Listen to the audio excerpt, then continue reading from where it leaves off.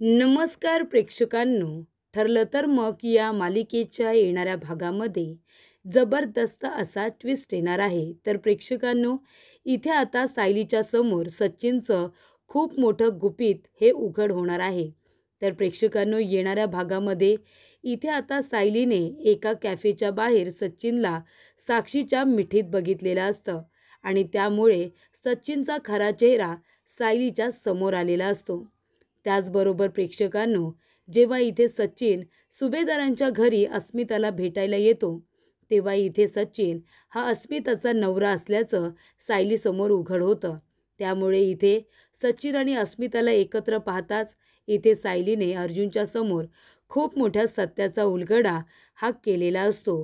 तर प्रेक्षकांनो, इथे आता सचिनचा खरा चेहरा सायलीच्या समोर कशा पद्धतीने आलेला असतो आणि सचिन इथे अस्मिताला, इनोसंट अस्मिताला कशा पद्धतीने फसवत असतो, हे आता आपण पुढील प्रमाणे सविस्तरपणे बघूया. तर प्रेक्षकांनो, आपण बघितलं, जेव्हापासून अस्मिता प्रेग्नेंट आहे तेव्हापासून ती सचिनला खूप जास्त मिस करत असते. ती सचिनला सतत म्हणत असते की तू कधी इंडियामध्ये परत येतोयस, हे बघ, तू लवकरात लवकर परत ये हां. मी आणि बाळ आम्ही दोघेही तुझी खूप जास्त आठवण काढतोय. तेव्हा इथे सचिन म्हणत असतो की मी लवकरच इंडियामध्ये परत येणार आहे तुला सरप्राईज देण्यासाठी. तेव्हा अस्मिता म्हणते, खरंच सचिन, मला तर असं वाटतंय की तू घराबाहेर कुठेतरी येऊन लपून बसतोयस की काय मला सरप्राईज देण्यासाठी. हे बघ, तू लवकर ये हां, मी तुला खूप मिस करते. आणि इथे 2-3 दिवस झाले तरी सचिनचा फोन अस्मिताला येत नसतो आणि तिने कॉल केल्यानंतर तिला लवकर कॉलबॅकसुद्धा करत नसतो. पण तरीसुद्धा इथे अस्मिता अजिबात कुठल्याही पद्धतीची तक्रार त्याच्याबरोबर करत नसते. थोडाफार राग आला तरीसुद्धा त्याच्याबरोबर लगेच ती नीट बोलत असते. कारण इथे अस्मिता खूपच जास्त साधीभोळी आहे. पटकन कुणाच्याही बोलण्यात येते, कुणाची मायादया तिला लवकर येते. तेव्हा प्रेक्षकांनो, तिच्या या स्वभावाचा गैरफायदा तिच्या नवऱ्याने सचिनने सुद्धा उचललेला असतो. तर प्रेक्षकांनो, आपण बघितलं, इथे साक्षी शिखरे आता दुनियेसाठी ती मेली आहे अशी सगळीकडे न्यूज पसरली आणि ती जिवंत आहे ही बातमी कुणालाही कळता कामा नये असं तिला महिपतने सांगितलेलं असतं. महिपतने सांगितलेलं असतं की तू तुझ्या जुन्या मित्रांबरोबर जे काही कॉन्टॅक्ट्स असतील ते सगळे तू रद्द करून टाकायचे, सगळे कॉन्टॅक्ट तू तोडून टाकायचे, जेणेकरून कुणालाही भनक लागता कामा नये की साक्षी शिखरे जिवंत आहे. तेव्हा इथे साक्षी म्हणत असते, अण्णा, तुम्हाला माहिती आहे ना, आता मी नवीन नाव ठेवलं आहे आणि त्याच नावाने मी माझं सोशल मीडिया अकाउंटसुद्धा ओपन केलेलं आहे आणि त्याच्यावरती मी आता नवीन फ्रेंड्स माझे जोडलेले आहेत. त्याच्यामध्ये माझे काही नवीन फ्रेंड्स झालेत, ते खूपच जास्त छान आहेत. कधी ना कधीतरी त्यांच्याबरोबर मी तुमची भेट घडवून देईन, असं साक्षी शिखरे म्हणत असते. आणि प्रेक्षकांनो, खरं तर साक्षी शिखरे ज्या व्यक्तीबरोबर चॅटिंग करत असते, सोशल मीडियावरती ज्या व्यक्तीबरोबर तिची मैत्री झालेली असते, तो व्यक्ती म्हणजे दुसरा तिसरा कुणी नसून तो इथे अस्मिताचा नवरा सचिन आहे.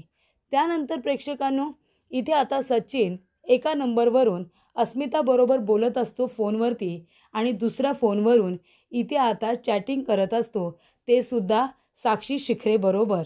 तेव्हा प्रेक्षकांनो, साक्षी शिखरेसुद्धा सचिनबरोबर बोलत असताना खुश असते. ही गोष्ट आता तिला माहीत आहे की नाही ते माहीत नाही प्रेक्षकांनो. म्हणजे तिने आता अस्मिताचा नवरा म्हणून त्याच्याबरोबर मैत्री केले इथे अर्जुन आणि सुभेदार कुटुंबाला धडा शिकवण्यासाठी, की खरोखर तिला माहिती नाही आहे की सचिन हा अस्मिताचा नवरा आहे. पण मात्र मैत्री ही आता साक्षी शिखरे आणि सचिन या दोघांची जबरदस्त अशी झालेली असते. आणि त्यानंतर प्रेक्षकांनो, इथे आता अस्मिताने सुद्धा सचिनला सांगितलेलं असतं की लवकरात लवकर इंडियामध्ये परत ये, मला सुद्धा तुझी आठवण येते, मला आता तुझ्याबरोबर वेळ घालवायचा आहे. इथे सगळेजण आहेत माझी काळजी घ्यायला, पण तरीसुद्धा मला तुझ्याबरोबर माझा वेळ घालवायचा आहे, असं इथे आता अस्मिता म्हणत असते. त्यानंतर प्रेक्षकांनो, इथे आता सचिन यायला तयार झालेला असतो, पण तो म्हणालेला असतो की मी कधी येईन ही डेट मी तुला सांगणार नाही आहे.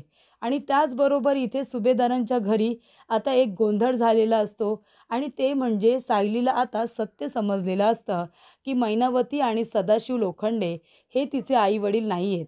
तिचं मन तिला सांगत असतं की हे माझे आई-वडील नाही. तेव्हा अर्जुन म्हणतो, "पण मी तुमची DNA टेस्ट केली आहे आणि त्याच्यामध्ये हेच निदर्शनास आले की मैनावती ही तुझी आई आहे." तेव्हा सायली म्हणते, "हे जरी DNA रिपोर्ट असतील ना खरे, तरीसुद्धा हे सुद्धा खोटे असू शकतात. कारण माझं मन मला सांगतंय, त्यांच्याकडे बघून मला माझ्या आई-वडिलांची वाईब येत नाही. मला ते कुणीतरी चुकीचे लोकं वाटतात. मला ते माझे आई-वडील वाटतच नाही." असं इकडे आता सायली स्पष्टपणे अर्जुनला म्हणते, "काहीतरी गडबड नक्की आहे. हे माझे मला आई-वडील वाटत नाही.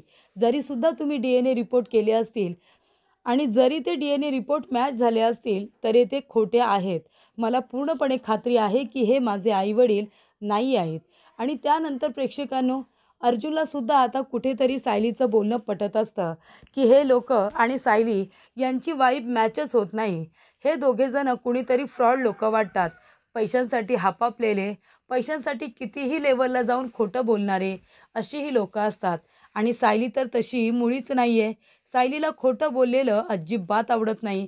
आणि महत्त्वाची गोष्ट म्हणजे सुभेदार कुटुंब हे जरी श्रीमंत कुटुंब असलं तरी ते खूपच जास्त साधंभोळं कुटुंब आहे आणि हे सायलीला बरोबर माहिती आहे.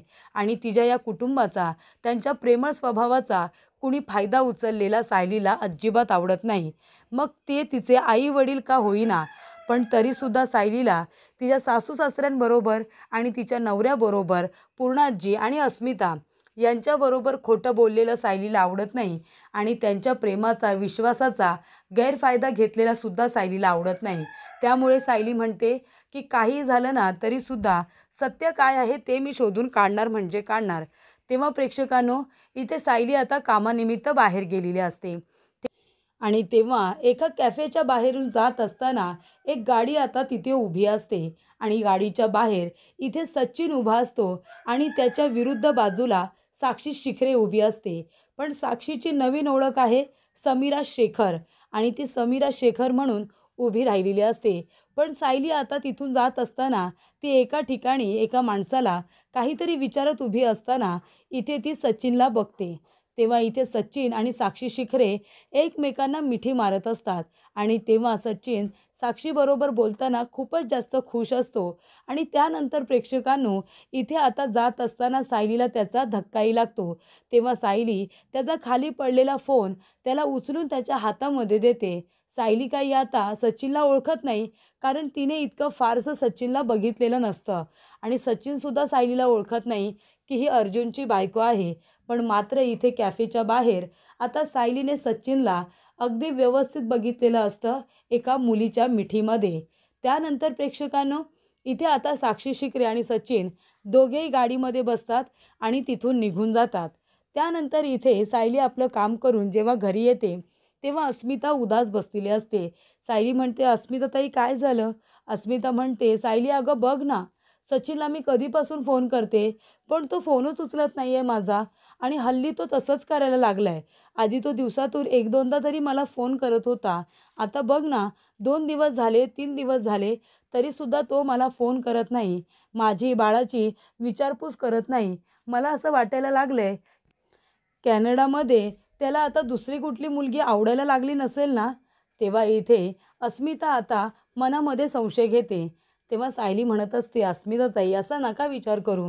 हे बघा, सचिन भाऊजी लवकरच परत येतील आणि त्यांचंही तुमच्यावरती आणि बाळावरती प्रेम आहेच की. म्हणून तर ते तुमच्यासाठी यायला तयार झालेत ना. तुम्ही अजिबात टेन्शन घेऊ नका. ते लवकरच परत येतील आणि तुम्हाला सरप्राईज देतील." त्यानंतर प्रेक्षकांनो, इथे आता पुन्हा एकदा मार्केटमध्येच इथे सायलीने साक्षी शिखरे आणि त्याचबरोबर सचिन या दोघांना एकत्र बघितलेलं असतं. पण साक्षी आता तिला ओळखू येत नाही, कारण ती साडी नेसत असते समीरा शेखर आणि तिची हेअरस्टाईलसुद्धा चेंज झालेली असते आणि त्यामुळे इथे स्पष्ट चेहरा न बघितल्यामुळे ती साक्षी शिखरे आहे हे आता सायलीला कळत नाही. पण सायली त्याच माणसाचा चेहरा पुन्हा एकदा बघते. नॉर्मली बघितलं असलं तरीसुद्धा तिच्या लक्षात मात्र तो चेहरा नक्कीच राहिलेला असतो, कारण त्यामुळे सायलीने सचिनला एका सेकंदात ओळखलेलं असतं. कारण जेव्हा प्रेक्षकांनो, इथे 2दा 3दा आता सायली त्याला मार्केटमध्ये बघते त्यानंतरला इथे सचिन अस्मिताला भेटायला येतो, तेव्हा जेव्हा इथे अस्मिता म्हणते की मी कॅनडाला परत येते, मी कॅनडाला नक्की येते, कारण तुझं आमच्याकडे लक्ष नाही आहे, तुझं तिकडे दुसरंच काही वेगळं काम तर सुरू नाही आहे ना, म्हणजे मी इथे आणि कॅनडामध्ये तू एकटा आहेस, तर कदाचित तुला दुसरी कुणी मुलगी आवडत असेल तर. तेव्हा आता मी कॅनडाला परत येते, तू माझ्याकडे आणि बाळाकडे हल्ली खूप दुर्लक्ष करायला लागलं आहेस. तेव्हा आता अस्मिता कॅनडाला जायला तयार होते, तेव्हा मात्र इथे आता सचिन घाबरतो. सचिनला असं वाटतं, जर अस्मिता इथे आता कॅनडाला गेली तर तिला सत्य समजेल की मी तर कॅनडामध्ये नाहीच आहे. कारण प्रेक्षकांनो, इथे सचिन केव्हाच इंडियामध्ये परत आलेला असतो, पण तो आपल्या घरी न जाता, अस्मिताला न भेटता तो सगळ्यात आधी साक्षी शिखरेला भेटायला जातो.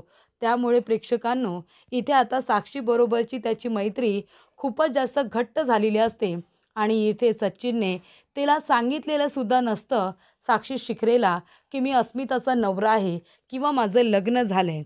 इथे आता तो साक्षीबरोबर अशा पद्धतीने बोलत असतो जसा काही तो सिंगल आहे. त्यामुळे त्यांची मैत्री आता ही खूपच जास्त मैत्रीच्या पलीकडे गेलेली असते आणि त्यामुळे इथे अस्मिताला आता त्याच्या बोलण्यात वगैरे संशय जाणवत असतो. आणि तेव्हा इथे सायली ही तिच्याजवळ बोलत असताना अस्मिता म्हणते की मला असं वाटतंय की इथे सचिनची काहीतरी गडबड नक्की आहे, मला खूप भीती वाटते, त्याचं आमच्याकडे अजिबात लक्ष नाही आहे.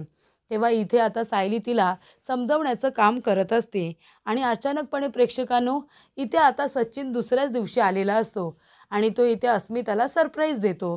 तेव्हा इथे अस्मिता जेव्हा सचिनला बघते तेव्हा धावत जाऊन त्याला मिठी मारते. त्यानंतर प्रेक्षकांनो, सचिन आलाय म्हणून सगळेजण खुश असतात. तेव्हा इथे सायलीला सुद्धा अस्मिता लगेच आवाज देते आणि म्हणते, सायली अगं लवकर ये, सचिन आलाय. तेव्हा इथे सचिनची पाठ आता सायलीकडे असते आणि तेव्हा सायली आता आपल्या बेडरूममधून घाईघाईने सचिनला भेटायला येत असते. कारण अस्मिताच्या चेहऱ्यावरचा आनंद जेव्हा सायली आता वरून बघते तेव्हा सायलीला खूपच छान वाटतं. कारण प्रेक्षकांनो, अस्मिता इथे आता खूप मिस करत असते सचिनला. तेव्हा प्रेक्षकांनो, अर्जुन म्हणतो, पण सचिन, कालपर्यंत तू यायला तयार नव्हतास आणि काल नाही म्हणालास आणि आज लगेच इथे आलास. तेव्हा इथे सचिन आता थातूरमातूर उत्तरं त्यांना देतो. बायकोसाठी यायला हवं, तिला सरप्राईज द्यायचं होतं, असं तसं. आता सचिन सगळं सांगतो की मी आधीच सगळी तयारी केली होती, पण मी अस्मिताला सरप्राईज द्यायचं होतं म्हणून मी काही बोललो नाही. तेव्हा सगळेजण त्याच्या बोलण्यावरती जावई म्हणून विश्वास ठेवतात आणि अस्मिताचा तर आनंद गगनात मावेनासा झालेला असतो. त्यानंतर इथे आता अस्मिता म्हणत असते की हे बघा, तुम्हाला माहिती नव्हतं ना की अर्जुनची बायको कोण आहे? तर ही बघा, ही आहे अर्जुनची बायको सायली. तेव्हा इथे आता सचिन मागे वळून जेव्हा सायलीकडे बघतो तेव्हा सायली त्यांना नमस्ते करायला जाणार तेवढ्यातच सायली त्याच्याकडे डोळे वटारून बघायलाच लागते. त्यानंतर प्रेक्षकांनो, इथे सचिनच्या लक्षात आता सायलीचा चेहरा इतका काही फारसा राहिलेला नसतो, कारण सायलीनेच त्याला बऱ्याच वेळा बघितलेलं असतं. त्यानंतर इथे सचिन म्हणतो की नमस्कार, मी सचिन. त्यानंतर प्रेक्षकांनो, अस्मिता म्हणते, सायली अगं काय झालं? तेव्हा सायली म्हणते, काही नाही अस्मिताताई. आणि त्यानंतर ती सचिनला भेटते आणि त्याच्याकडे बघतच राहते. तिला आठवतं सचिनला तिने किती वेळा तरी इथे आता साक्षी शिखरेच्या मिठीमध्ये बघितलेलं असतं. त्यानंतर प्रेक्षकांनो, सचिनच्या लक्षात राहत नाही, पण सायलीच्या लक्षात राहिलेलं असतं की ते दोघेजणंसुद्धा भेटलेले असतात. त्यानंतर प्रेक्षकांनो, इथे आता अस्मिता ही खूप आनंदी असते म्हणून सायली तिला काही बोलत नाही. पण जेव्हा अर्जुन आणि सायली दोघेजणं त्यांच्या रूममध्ये असतात तेव्हा अर्जुन म्हणतो, सायली काय झालं? तू कसला विचार करतेस? सचिन तुला आवडला नाही का? तेव्हा इथे सायली म्हणते, नाही हो, असं नाही आहे. तेव्हा अर्जुन म्हणतो, मग काय झालं? त्याला भेटल्यापासून तू खूपच जास्त गप्प गप्प आहेस. तेव्हा सायली इथे खूप मोठं सत्य अर्जुनला सांगते. ती म्हणत असते की तुम्हाला वाईट वाटणार नसेल किंवा तुम्हाला राग येणार नसेल तर तुम्हाला एक गोष्ट सांगू का? तुम्ही माझ्यावरती विश्वास तर ठेवाल ना? तेव्हा अर्जुन म्हणतो, बोल, फक्त तुला काय बोलायचं आहे ते. तेव्हा सायली म्हणते की मला माहिती नव्हतं अस्मिताताईचे मिस्टर नक्की कसे दिसतात, पण मी यांना, सचिन यांना मी मार्केटमध्ये 2दा-3दा बघितलं आहे स्वतः माझ्या डोळ्याने एका मुलीबरोबर. ते तिला मिठी मारत होते, गाडीमधून दोघेजणं फिरायला जात होते. एकदा कॅफेच्या बाहेरसुद्धा मी यांना एका मुलीबरोबर बघितलं आहे. साडी नेसलेली मुलगी आणि तिचा असा बॉबकट आहे. असं सायली आता सांगत असते. तेव्हा अर्जुन म्हणतो, "तो सचिनच होता. कारण तो तर म्हणतोय, की तो आज आलाय म्हणून. मग तो खोटं का बोलतोय?" तेव्हा सायली म्हणते, "मला पण नाही माहिती. पण मी खरं सांगते, मी ह्यांना किती वेळा तरी बघितलंय. मीच 2-3 वेळा बघितलंय त्यांना मार्केटमध्ये आणि हे तेच आहेत आणि ते सुद्धा एका मुलीबरोबर बघितलंय." तेव्हा हे बघा, मला काहीतरी गडबड वाटते. अस्मिताताई खूपच जास्त साध्या-भोळ्या आहेत.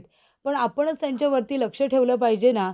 तुम्ही सुद्धा काय खरं काय खोटं ते बघून घ्या माझ्यासाठी. माझा जो गैरसमज असेल ना, तो प्लीज दूर करा आणि मी सुद्धा त्यांच्यावरती लक्ष ठेवेन. तेव्हा अर्जुन म्हणतो, "ठीक आहे. आता काय खरं काय खोटं आहे ना, ते आपण दोघे मिळून शोधून काढू. आता इथे सचिन आलाय ना, त्यामुळे तो कधी ना कधीतरी काहीतरी चूक कळेल. आपण त्याला ऑब्झर्व्ह करूया." असं इथे आता अर्जुनने ठरवलेलं असतं. त्यामुळे प्रेक्षकांनो, अर्जुन आता लक्ष ठेवून असतो, की इथे सचिन नेमका कुठल्या मुलीला भेटायला जातो आणि जर तो इंडियामध्ये आधी आला होता, तर खोटं बोलायचं कारण काय? हे सुद्धा अर्जुन शोधून काढणार असतो आणि तो सतत कॅफेमध्ये, कॅफेच्या बाहेर कुठल्या मुलीला भेटत असतो, हे सुद्धा अर्जुन शोधून काढणार असतो. म्हणजे जर सायली खरं बोलते कारण सायली कधी खोटं बोलतच नाही, हे अर्जुनला पण माहिती आहे आणि अस्मिताच्या बाबतीत सायली किती इमोशनल आहे, हे सुद्धा अर्जुनला माहिती आहे. त्यामुळे अर्जुन स्वतः या गोष्टीमध्ये व्यवस्थित लक्ष घालत सचिनच्या बाबतीत इन्व्हेस्टिगेशन करणार असतो. काय खरं काय खोटं हे सगळं तो स्वतः शोधून काढणार असतो आणि जर सचिन खोटं बोलत असेल, माझ्या ताईला फसवत असेल, तर मात्र सचिनला माफ करणार नाही, असं सुद्धा अर्जुनने इथे सायलीच्या समोर स्पष्ट केलेलं असतं आणि इथे आता सायली अर्जुन दोघेजण मिळून इथे सचिनची जबरदस्त अशी वाट लावणार असतात.